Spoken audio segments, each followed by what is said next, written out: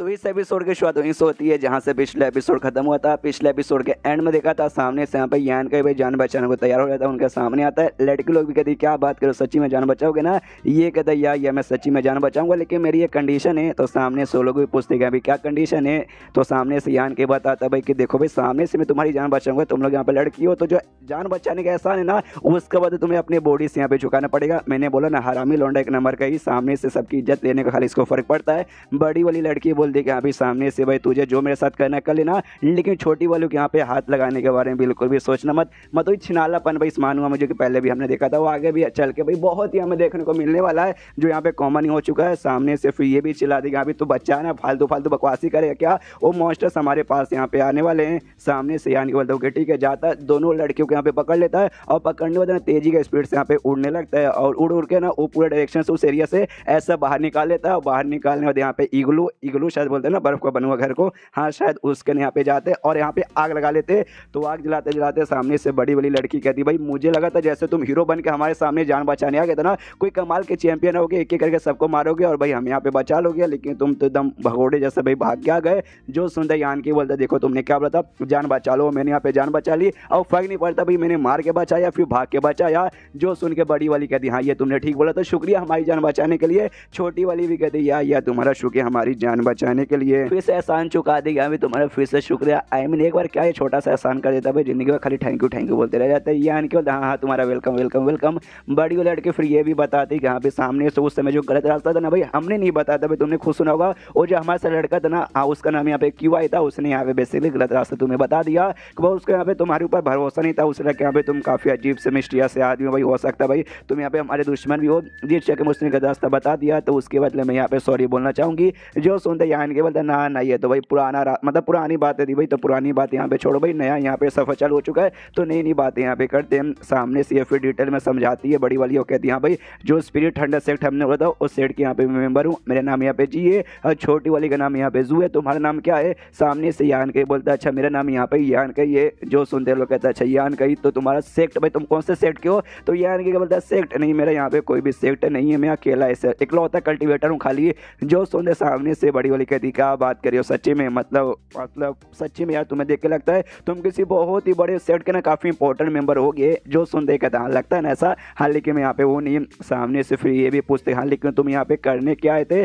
जो सुनते सामने से बताती मैं यहाँ पे करने क्या था, क्या ना कुछ मतलब काम के लिए मैं गलती से यहाँ पे आ गया था, एक्जैक्टली मैं यहाँ पे आना नहीं चाहता था, मैं कहीं और यहाँ पे जाना चाहता हूँ, लेकिन एक्जैक्टली मैं कहाँ जाना चाहता हूँ मुझे उसके बारे में भी कोई आइडिया है ही नहीं।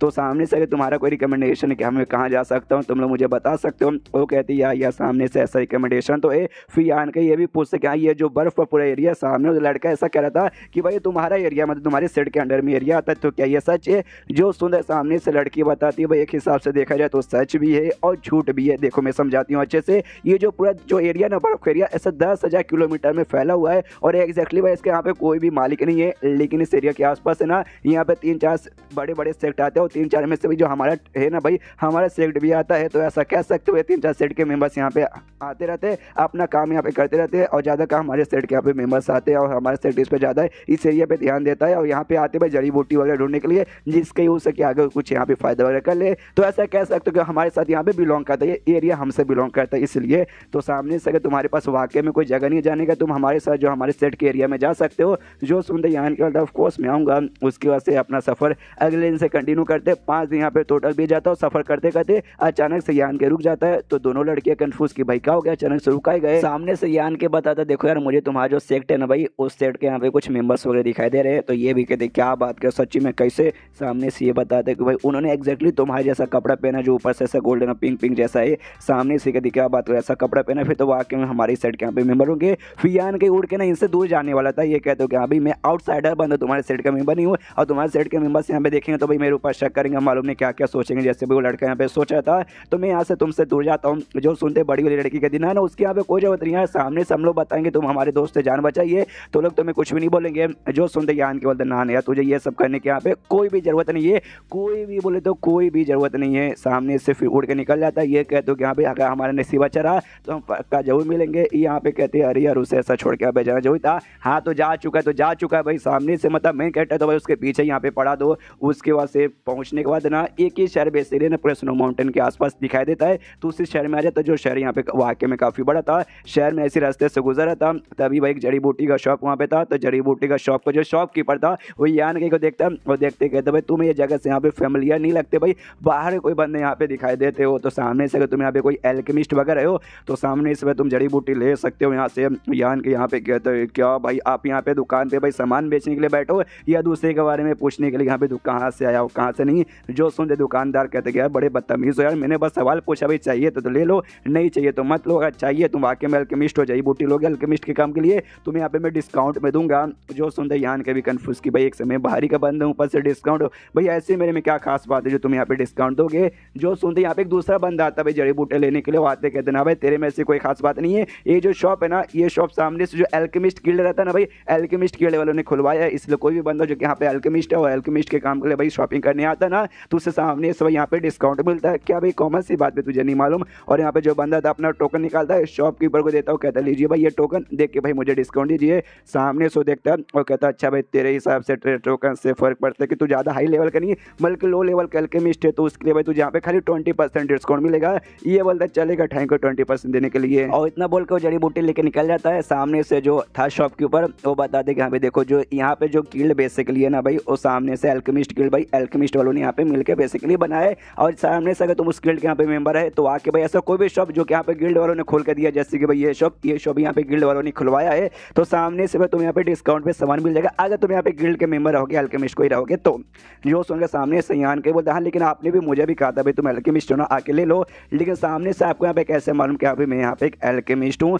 जो सुनते हो बताता भाई एक्सपीरियंस वाकई में एक्सपीरियंस तो मुझे यहाँ पे देख नहीं सकता, मैं यहाँ पे बूढ़ा हो चुका हूँ और मैं बचपन से यहाँ पे एल्केमिस्ट का काम कर रहा हूँ और शॉप वगैरह चलाता हूँ। बहुत सारे मतलब एल्केमिस्ट से जुड़े मैंने बहुत सारे यहाँ पे काम वगैरह किए हैं, इसलिए ना मैं किसी को भी ऐसा देख के अंदाजा लगा सकता हूँ कि अभी वो बंदा एल्केमिस्ट है या फिर एल्केमिस्ट नहीं है। यहाँ तक कि मैं ये भी अंदाजा लगा सकता हूँ भाई वो कौन से लेवल के यहाँ पे एल्केमिस्ट है और तुझे देख के मुझे अंदाजा लगता है भाई तू यहाँ पे मिस्ट्रियड गेट का जो लो लेवल तक का पिल है ना वो यहाँ पे बना सकता है। और जो वाकई में यहाँ पे काफ़ी बड़ी बात है, हालांकि उतना भी बड़ी बात नहीं लेकिन भाई तेरा उम्र है कुछ 20-21 के आसपास लगता है और 20-21 के आसपास रह के भाई तुम स्टीयर्ड गेट का लो लेवल का बना पाएगा ये कोई छोटी बात नहीं है भाई। मैं भी यहाँ तक कि तेरे उम्र में बना नहीं पाता था जिस चक्कर भाई थोड़ी सी मुझे तेरे से जलन हो रही है। हाँ लेकिन भाई एक मिस्टेक मुझसे हो गया भाई, मैंने तुझे एल्केमिस्ट समझा था, मुझे लगा भाई तो यहाँ पे एल्केमिस्ट गिल्ड का मेंबर होगा लेकिन तू एल्केमिस्ट गिल्ड का यहाँ पे मेंबर नहीं है। तो वाकई में अगर तुझे डिस्काउंट में चाहिए ना तुझे ऐसे एल्केमिस्ट होना पड़ेगा जो कि एल्केमिस्ट गिल्ड के यहाँ पे मेंबर है। तो सामने से मैं तुझे एडवाइस देता हूँ ये शहर में ना ढेर सारे यहाँ पे एल्केमिस्ट गिल्ड के ब्रांचेस है तो किसी ब्रांच में जाए वहाँ पे एडमिशन ले लिया। वहाँ पे जो टोकन था उस लौंडे ने दिखाया था, हाँ तू जैसे एडमिशन लेगा तेरे लेवल के हिसाब से तुझे यहाँ पे टोकन मिल जाएगा। तो टोकन मिलेगा तो भाई इससे यहाँ पे तेरी दो भलाई होगी। सबसे पहली बात है ना तू डिस्काउंट में यहाँ पे जड़ी बूटी ले सकता है और सामने से टोकन तू हर जगह दिखा के बता सकते कि भाई मैं भी यहाँ पे एक एल्केमिस्ट हूँ और एल्केमिस्ट की ना इस दुनिया में बहुत ही इज्जत की जाती है, इसलिए भाई तेरी भी इज्जत होगी और बहुत सारे ऐसे प्रॉब्लम से तुझे छुटकारा मिलेगा। जो सुनते यार नहीं बोलते शुक्रिया भाई इतना इन्फॉर्मेशन बताने के लिए, तो बाय बाय। और इतना बोल के निकल जाता है। मनी मन सोचते यहाँ भी वो अंकल ने बात एग्जैक्टली ठीक बोला, मुझे यहाँ पे ज्वाइन कर लेना चाहिए ताकि भाई आगे चल के मेरी भी बहुत सारी प्रॉब्लम वो टोकन से कम हो जाएगा। एंड देन ये चैप्टर यहीं पे खत्म हो जाता है। तो चैप्टर खत्म तो वीडियो भी खत्म। तो मिलता है अगले किसी वीडियो में, जब तक के लिए बाय बाय।